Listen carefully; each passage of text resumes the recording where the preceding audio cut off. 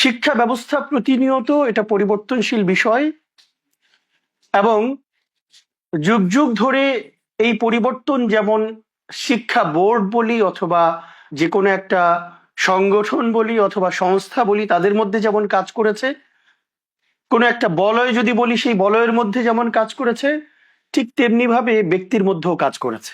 অতএব সংস্কারের আলোচনা এটা প্রয়োজনীয়, সংস্কারের আলোচনা ওঠা দরকার। আধুনিকায়ন এবং যুগ সচেতন ব্যক্তি তৈরি করতে হলে যাদেরকে আমরা পড়াচ্ছি কিংবা যারা আমরা পড়ছি তাদের সমাজের সাথে সার্বিক খিদমত হোক, কেরিয়ার হোক, যেই শব্দ দুটো উঠে এসছে, যেই অর্থে আমি বলি আমাকে সম্পৃক্ত করতে হলে আমার তাতওয়িরুল মানাহিজ আল্লাতী তুওয়াকিবুল আসর, সময়ের সাথে যেটা যাবে, সময়ের সাথে যে বিষয়টা ফলপ্রসূ হবে সে ধরনের উন্নতি অগ্রগতি সিলেবাসে প্রয়োজন।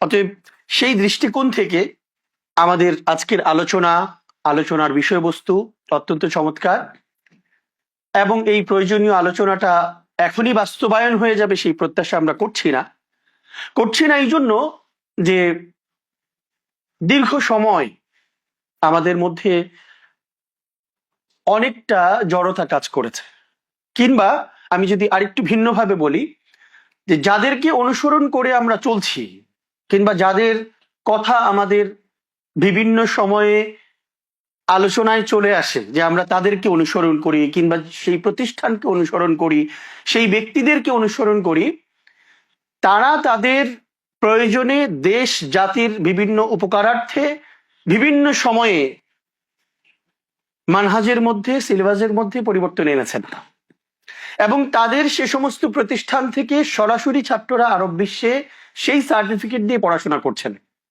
কিন্তু আমরা তাদেরকে অনুসরণ করতে গিয়ে এমন একটা জড়তায় আবদ্ধ হয়ে গিয়েছি যে আমরা আর পরিবর্তন কিংবা সংস্কারকে বিশ্বাস করি না। যারা আলোচনা তুলছেন তাদেরকে আমরা ভিন্ন চোখে দেখি, বাঁকা চোখে দেখি এবং কাদিম এবং পুরাতনকে আঁকড়ে ধরার জন্য আমরা সার্বিকভাবে প্রচেষ্টায় নিমজ্জিত, যেটাকে আমি সহজ ভাষায় বলেছি জড়তা। এই জড়তা আমাদের দীর্ঘদিনের। দর্শে নিজামির কথা যদি বলি, প্রায় 200 বা 2 শতাধিক বছর ধরে চলছে। এই দর্শে নিজামির মধ্যেও কি যেখান থেকে শুরু হয়েছে দর্শে নিজামি, সেই জায়গাতে কি কোনো পরিবর্তন আসেনি? সেখানে কি বিভিন্ন বিষয় এবং বিভিন্ন কিতাবের ক্ষেত্রে সেখানে পরিবর্তন সাধিত হয়নি? দেশ এবং জাতি সার্বিক প্রয়োজনীয়তাকে সামনে রেখে সেখানে কি বিভিন্ন বিষয়ের আমূল পরিবর্তন ঘটেনি? যদিও আমরা যেই সিলেবাস কিংবা আমরা যেই চর্চার কথা বলি, আমরা যেই নিসাবের কথা বলি, এখানে দুটা দিক আছে। একটা হচ্ছে যে মৌলিক দিক, যেটাতে কোনো সময় কোনো পরিবর্তন আসবে না, সবসময় থাকবে। এটা পৃথিবীর অন্য কোথাও, যেমন আরব বিশ্বের সিলেবাসের কথা যদি বলি, সেখানেও মৌলিক জায়গায় কোনো পরিবর্তন নেই, অর্থাৎ কোরআন, হাদিস, তাফসির, মাসাদের, মারাজে, এগুলোতে কোনো পরিবর্তন নেই। একজন ছাত্র ফিকুল মুকারির পড়বে এবং তার বিদায়াতুল মুজতাহিদ, মুগনি এগুলোর সাথে সম্পর্ক হবে না, এমনটা ভাবা যায় না।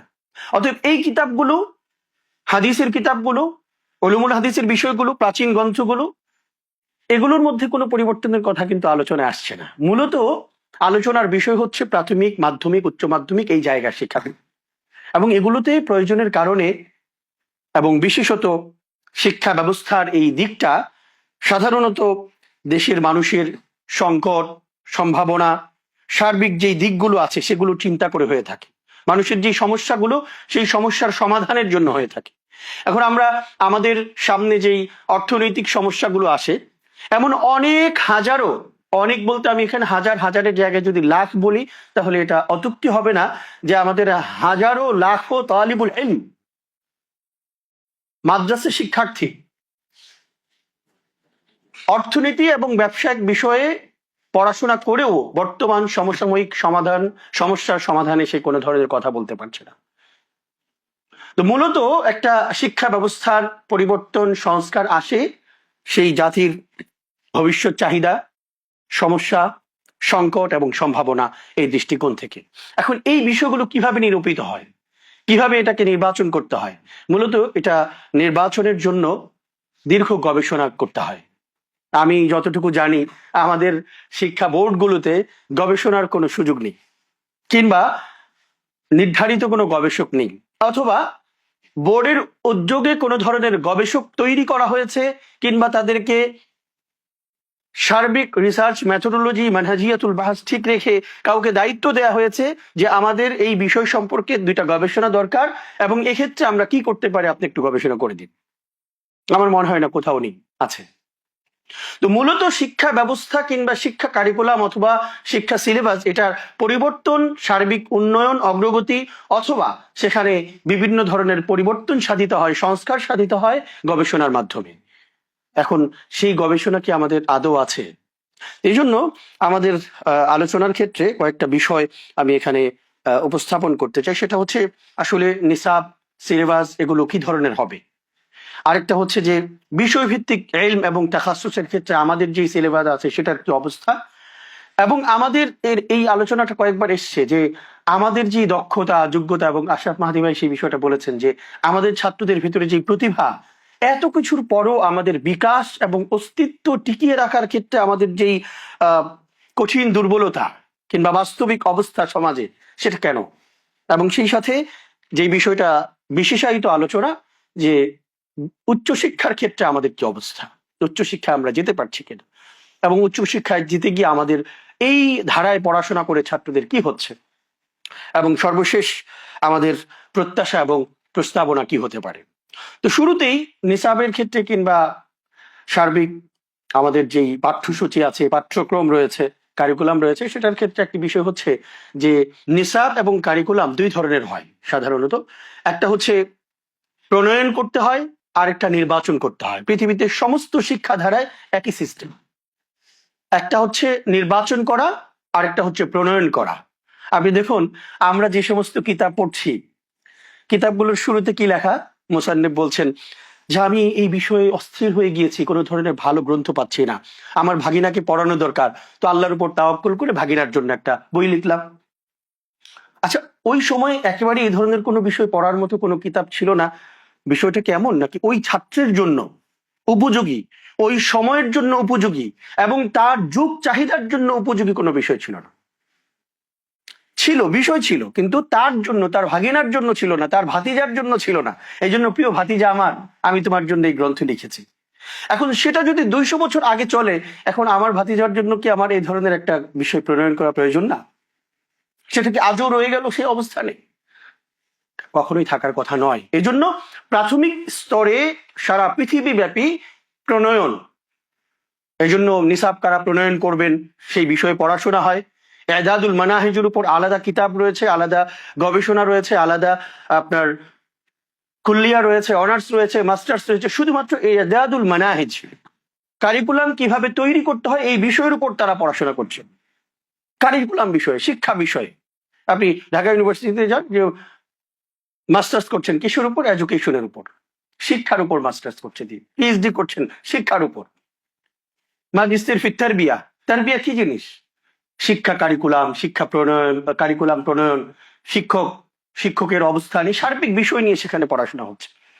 তো যদি আমাদের যারা মুসান্নিফরা আছেন, তারা যদি তাদের সময়ের ভাগিনা ভাতিজার জন্য, প্রিয় ব্যক্তিদের জন্য এই ব্যবস্থাপনা করতে পারেন, তাহলে প্রণয়নটা আমার কাছে মনে হচ্ছে যে একটা গুরুত্বপূর্ণ কাজ। এবং সেই প্রণয়নের দিকে যুগ চাহিদাকে সামনে রেখে, আধুনিকতাকে সামনে রেখে, সময়ের ভাষাকে সামনে রেখে সে ধরনের একটা প্রণয়ন অবশ্যই অবশ্যই কর্তব্য। আর ওই যে নির্বাচন বললাম, নির্বাচনটা হচ্ছে উচ্চ মাধ্যমিকে হয়ে থাকে কিংবা উচ্চ স্তরে হয়ে থাকে। এজন্য উচ্চ স্তরে সাধারণত নির্বাচন হয়ে থাকে। আপনি এবার বিভিন্ন বিষয় ভিত্তিক, তাখাসসুসের মাদ্দা ভিত্তিক আপনি কিতাব নির্বাচন করুন। আসলাফদের এ ধরনের অসংখ্য মাসদারি কিতাব রয়েছে, মারজি হওয়ার মতো কিতাব রয়েছে, সেগুলো আপনি নির্বাচন করুন।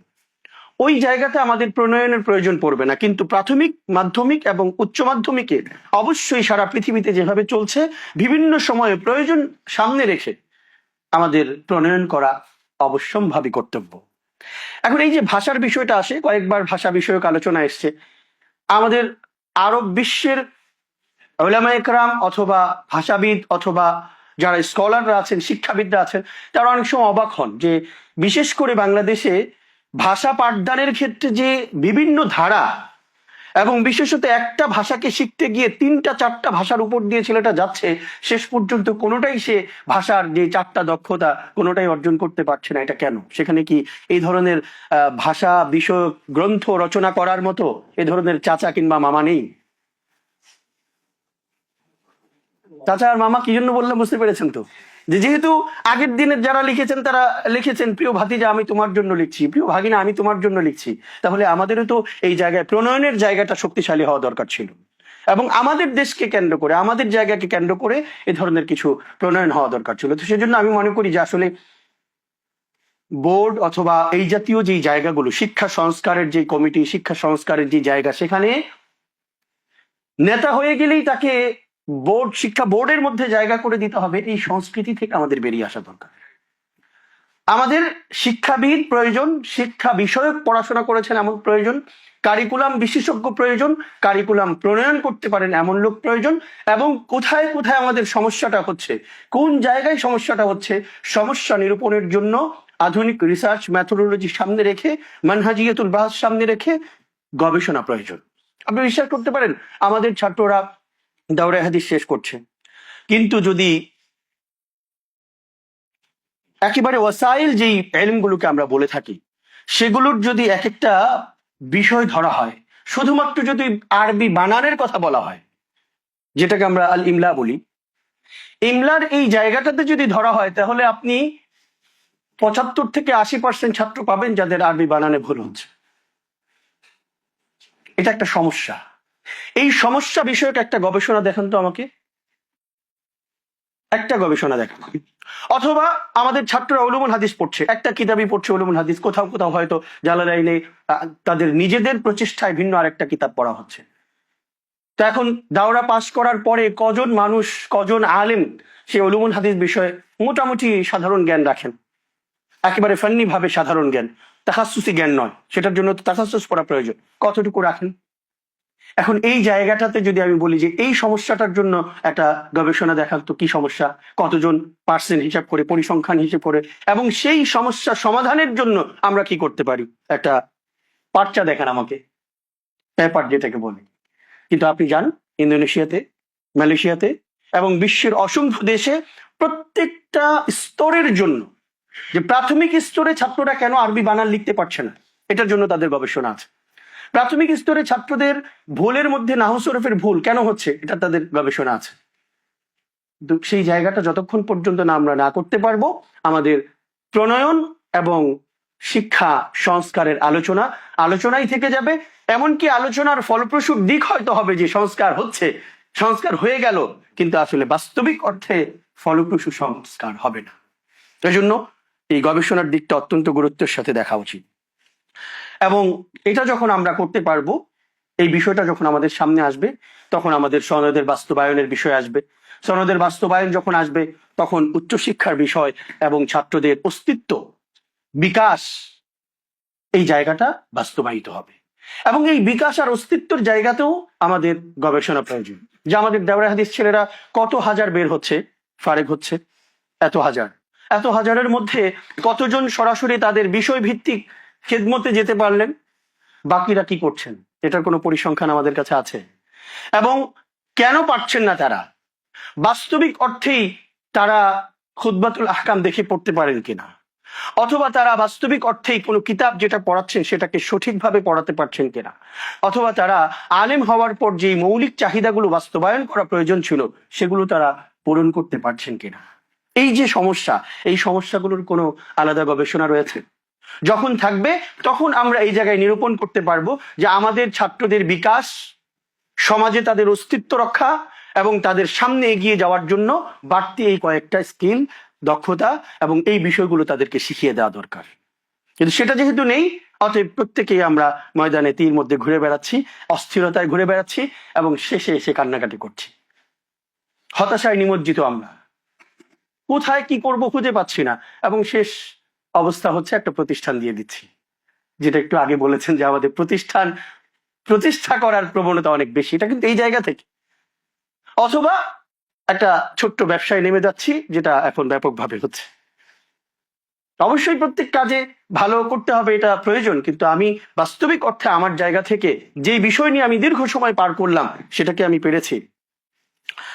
এখন আসে আমার মূল আলোচনায়, যে উচ্চশিক্ষা, যে বিশেষ করে আরব বিশ্বে আমাদের ছাত্রদের উচ্চশিক্ষার একটা প্রত্যাশা থাকে। আমি কেন জানি আমার মামা মদিনায় থাকতেন, সেই সূত্র ধরেই হয়তোবা, অথবা আমি বলবো যে ছোট সময় থেকে মদিনা প্রীতি, যখন থেকে মাদ্রাসায় ভর্তি হয়েছি আমার সব সময় মদিনায় কল্পনায় আসতো এবং সেটার জন্য আমি সামনে অগ্রসর হয়েছি। এখন এই যে উচ্চশিক্ষা আমি অর্জন করতে গেলাম, আরেকজন যেতে পারছেন না, এবং বিশ্বাস করুন প্রতিদিন, গতকালকেও আমার কাছে 7-8 জন ছাত্র ফোন করেছে। আর এর চাইতে আরেকটু আগে বেড়ে যদি বলি, অনেক শিক্ষক এবং মুহতামিম আমাকে ফোন করেন তার সন্তানের জন্য, যে মদিনা বিশ্ববিদ্যালয়ে যেতে চান, কিভাবে কি করতে হবে। আমি এই জায়গাটাতে বলি যে উচ্চশিক্ষার প্রত্যাশা কি শুধু শিক্ষকের সন্তানের, মুহতামিম সাহেবের সন্তানের, না প্রত্যেকটা ছাত্রের? গরিবের সন্তানের কি উচ্চশিক্ষার আগ্রহ নেই? কৃষকের সন্তানের যে ক্লাসে 1 নাম্বার, তার কি উচ্চশিক্ষার আগ্রহ নেই? যে মুয়াজ্জিনের সন্তান ক্লাসে 2 নাম্বার এবং সিরিয়ালের ছাত্র, তার কি উচ্চশিক্ষার আগ্রহ নেই? প্রত্যেকটা ছাত্রের মনের মধ্যে উচ্চশিক্ষার প্রত্যাশা আছে, কিন্তু আমরা সামগ্রিকভাবে আমাদের সমস্ত ছাত্রদের চিন্তা না করে আমরা ব্যক্তিগতভাবে আমরা আমাদের সন্তানের চিন্তা করি। এই জন্য আমাদের কারিকুলাম কিংবা সনদের বাস্তবায়নের মধ্যে কোনো কাজ হয় না। সনদের বাস্তবায়নে তখনই কাজ হবে যখন আমি ক্লাসের সমস্ত ছাত্রদের উচ্চশিক্ষার ব্যাপারে নিশ্চিত বিশ্বাস রাখবো এবং সেটাকে বাস্তবায়নের জন্য প্রচেষ্টা করব। কিন্তু এটা কি সামগ্রিকভাবে হওয়া উচিত না? সামগ্রিকভাবে সবার জন্য করা উচিত না? তো যখন আমি করছি না, তখন কি হচ্ছে? তখন প্রত্যেকেই যার যার মতো পথ বেছে নিচ্ছে, প্রত্যেকেই যার যার মতো পথ বেছে নিচ্ছে। আপনি যখন দেখবেন স্রোত যখন আসে, আপনি যদি কালভার্ট করে ভিতর দিয়ে পানি যাওয়ার ব্যবস্থা রাখেন তো আলহামদুলিল্লাহ রাস্তা ভালো আছে। কিন্তু রাস্তার কালভার্ট যদি বন্ধ করে দেওয়া হয়, কিংবা রাস্তায় যদি কোনো কালভার্ট না থাকে, নিচে পানি যাওয়ার ব্যবস্থা না থাকে, সেই পুরো রাস্তাটা ভেঙে যায় কিনা? পুরোটাই ভেঙে যায়। আমি যখন আমার শিক্ষা ব্যবস্থা থেকে উচ্চশিক্ষার জন্য, বিশেষত আরব বিশ্বে পড়াশোনার জন্য কোনো সুযোগ না রাখবো, তখন কি ছাত্ররা সবাই চুপচাপ বসে থাকবে, আর কেউ যাবে না? ভিন্ন পথ বেছে নেবে। এবং সেজন্যই আমরা দেখছি যে আমাদের সমস্ত ছাত্ররা এখন ভিন্ন পথ বেছে নিচ্ছে এবং সেখানে গিয়ে সে ভিন্ন সার্টিফিকেটে ভিন্নভাবে উচ্চ স্তরের পড়াশোনা, উচ্চশিক্ষা গ্রহণ করছে। এখন আমাদের সেই জায়গাতে আমরা দেখেছি যে আমাদের দেশের এই শিক্ষা কারিকুলামে অন্তত ইন্টার লেভেলের একটা সার্টিফিকেট, এটা সনদ দেওয়া উচিত, যেটার মাধ্যমে দাওরাকে আমি ছোট করব না। এখন তো দাওরা, আশরাফ মাহাদি ভাইয়ের আলোচনা এসছে যে মাস্টার্সের সম্মান দেওয়া হয়েছে, এই মাস্টার্সকে তো আমরা ছোট করছি, কারণ মাস্টার্স করে গিয়ে আমি এটাকে দেখিয়ে আবার সেখানে সানুইয়াতে ভর্তি হচ্ছি অথবা মাহাদে ভর্তি হচ্ছি, আরবি শিক্ষা কোর্সে ভর্তি হচ্ছি। তা আমি তো আমার সার্টিফিকেটকে ছোট করলাম। তো সার্টিফিকেটকে যেন ছোট করতে না হয়, সেজন্য অবশ্যই অবশ্যই আমাকে একটা ইন্টার লেভেলের সার্টিফিকেট সেখানে তৈরি করতে হবে, একটা ক্লাস তৈরি করতে হবে। এবং এই তৈরি করার ক্ষেত্রে আমি অবশ্যই বলবো যে সেখানে শিক্ষাবিদ শিক্ষা বিষয়ে ধারণা রাখেন এবং কারিকুলাম প্রস্তুত করতে পারেন। বিশেষত সময়ের ব্যবধানগুলো তারা বুঝেন, যে কোন স্তরে কত বছর রাখলে অন্য দেশের সাথে, বিশেষত আরব দেশের সাথে এই শিক্ষা কারিকুলামটা ঠিক হবে এবং মাদ্দাগুলো ঠিক থাকবে।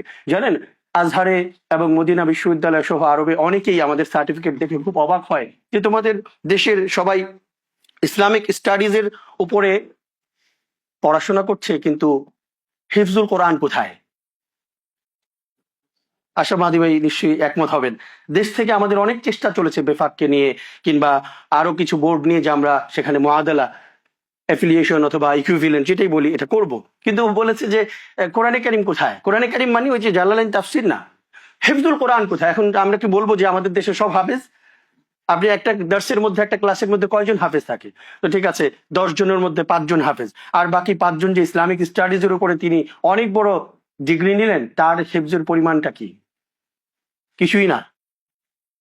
আমরা যেহেতু দাওরার পরের ছাত্রদেরকে নিয়ে কাজ করি, আমাদের খুব ভালো করে জানা আছে যে গায়রে হাফেজ ছাত্র অনেকেই শেষের 30 পারার অনেক অংশই মুখস্থ নেই, এমনকি ছোট ছোট সূরা পর্যন্ত মুখস্থ নেই, শুদ্ধতাও নেই। একটা সংকটময় সময় আমরা পার করে যাচ্ছি। তো এই জন্য আমাদের এই জায়গাতে একটা অবশ্যই সার্টিফিকেট সনদ দাঁড় করাতে হবে। সেই সাথে একটা ভয় কাজ করে, এবং এই ভয়টার আলোচনা একটু আগে এসছে, কিংবা অনেকেই করে থাকেন, যে আমাদের ছাত্ররা যদি অন্য জায়গায় চলে যায়, আমি আমার ছাত্রকে এমন ভাবে তৈরি করতে হবে, আমার এই শিক্ষা প্রতিষ্ঠানের প্রতি, শিক্ষা কার্যক্রমের প্রতি, আমার শিক্ষকদের প্রতি, আমার এই ঘরানার প্রতি এতটাই ভালোবাসায় তাদেরকে সামনে অগ্রসর করতে হবে যে সে এই ভালোবাসার কারণে অন্যদিকে যাবে না। যদি চলে যায় তাহলে আমি আমার সন্তানকে রাখতে পারছি না, অন্যদেরকে আমি আমার সঠিক মানহাজের উপর কিভাবে রাখবো? এজন্য এই ভয়ের কারণে কিন্তু আমার একটা পথ বন্ধ করে রাখতে পারি না, এই ভয়ের কারণে আমি একটা আয়োজনকে বন্ধ করে রাখতে পারি না। তো সেই জন্য আমি আশা করব যে অন্যান্য দেশে, বিশেষ করে আমাদের একেবারে কাছের জায়গা যেগুলো, দেওবন্দ, করাচি, ওই জায়গাগুলোতে এবং এই ভারত পাকিস্তানের বিভিন্ন প্রতিষ্ঠানের যেই ইন্টার লেভেলের সার্টিফিকেটকে কিভাবে তারা নির্ণয় করেছে, সেই আলোচনা আমরা আজকে শুনবো ইনশাআল্লাহ। তো সেই জায়গাটাতে আমরা যদি একটু যেতে পারি তাহলে ঠিক ভারত থেকে যেভাবে ছাত্ররা সরাসরি মদিনা বিশ্ববিদ্যালয়ে ভর্তি হচ্ছে, উম্মুল কোরাতে ভর্তি হচ্ছে, ঠিক আমাদের দেশের ছাত্ররাও অন্য কোনো দিকে পরীক্ষা না দিয়ে সরাসরি আশা করি এ ধরনের পরীক্ষায় তারা এ ধরনের বিশ্ববিদ্যালয়গুলোতে এবং উচ্চশিক্ষার যে প্রত্যাশা আছে তারা সেটা বাস্তবায়ন করতে পারবে। সর্বশেষ আমাদের যেই শিক্ষকদের অবস্থা, এই জায়গাটাও অনেক বড় পরিবর্তন প্রয়োজন এবং শিক্ষক যারা হচ্ছেন তাদেরকে বিষয়ভিত্তিক প্রশিক্ষণ দেয়া, বিষয়ভিত্তিক ভাবে সামনে অগ্রসর করা এবং একদল গবেষক প্রস্তুত করা, এই শিক্ষা কারিকুলাম, শিক্ষা সংস্কারকে কার্যক্রমের কার্যকরী একটা জায়গায় নেওয়ার জন্য সেটাও একটা গুরুত্বপূর্ণ প্রয়োজনীয়তা। সেজন্য কিছু প্রস্তাবনা কিংবা প্রত্যাশার কথা আমি তুলে ধরে শেষ করছি একেবারেই সংক্ষিপ্তভাবে। যে যুগ চাহিদা বিবেচনায় গুরুত্বপূর্ণ বিষয় সংযোজন করা এবং যেটার প্রয়োজনীয়তা আমরা সমাজে দেখতে পাচ্ছি না সেটার বিয়োজন, এবং সেই সাথে প্রাথমিক স্তরে কিছু কিতাব এদেশের শিক্ষার্থী এবং এদেশের পরিবেশকে এবং সংস্কৃতি সার্বিক দিককে সামনে রেখে কিছুটা প্রণয়ন করতে চেষ্টা করা। সেজন্য প্রণয়ন যারা করবেন সে ধরনের লোকের কাছে যাওয়া অথবা এই ধরনের লোক নিজেদের ঘরানা থেকে প্রস্তুত করতে চেষ্টা করা। শিক্ষা বান্ধব ব্যক্তি নিসাব পর্যালোচনা এবং নিসাব সংস্কার বিষয়ক জায়গাতে কমিটিতে রাখতে চেষ্টা করা। রাজনীতির সাথে কিংবা ওয়াজ মাহফিলের সাথে কিংবা এমনিতেই তিনি বড় হয়ে গিয়েছেন অথচ এলমি দক্ষতায় যোগ্যতায় তিনি শূন্য, এমন ব্যক্তি শিক্ষা কারিকুলাম অথবা নিসাব আলোচনায় না থাকলেই ভালো। যথাযথ পাঠদানের জন্য বিশেষায়িত শিক্ষক, সবাইকে দিয়ে সব বিষয় না পড়িয়ে বিশেষায়িত শিক্ষক প্রস্তুত করা, এটা আন্তর্জাতিক বিশ্বের স্বীকৃত একটি বিষয়, সেটা আমার অঙ্গনে কেন হবে না? আমি সব বিষয়ের কাজই, আসলে কোনো কাজই আমার দ্বারা হচ্ছে না, কিন্তু বিশেষায়িত যিনি তার দ্বারা অনেক কিছুই হচ্ছে না। এই জন্য ওলামা একরাম মুরব্বীরা বলেন যে হার ফানি কুছ নেহি, এক ফানি হার ফানি। তো এই জন্য একটা ফনে ভালো হবে, অর্থাৎ এক বিষয়ে শিক্ষকতা ভালো করবে, তার কাছ থেকে ছাত্ররা অনেক কিছুই ভালো পাবেন। এবং সর্বশেষ আমাদের ছাত্রদেরকে বিকাশ এবং তাদের অস্তিত্ব টিকিয়ে রাখার জন্য, সমাজে তাদের অবস্থানকে সক্রিয় রাখার জন্য দক্ষতা এবং বুদ্ধিবৃত্তিক বিভিন্ন বিষয়ে প্রশিক্ষণ প্রদানের ব্যবস্থা বোর্ড কর্তৃক গ্রহণ করা এবং প্রতিষ্ঠান কর্তৃক সে ধরনের উদ্যোগ গ্রহণ করা অবশ্য কর্তব্য। আজকের এই আলোচনার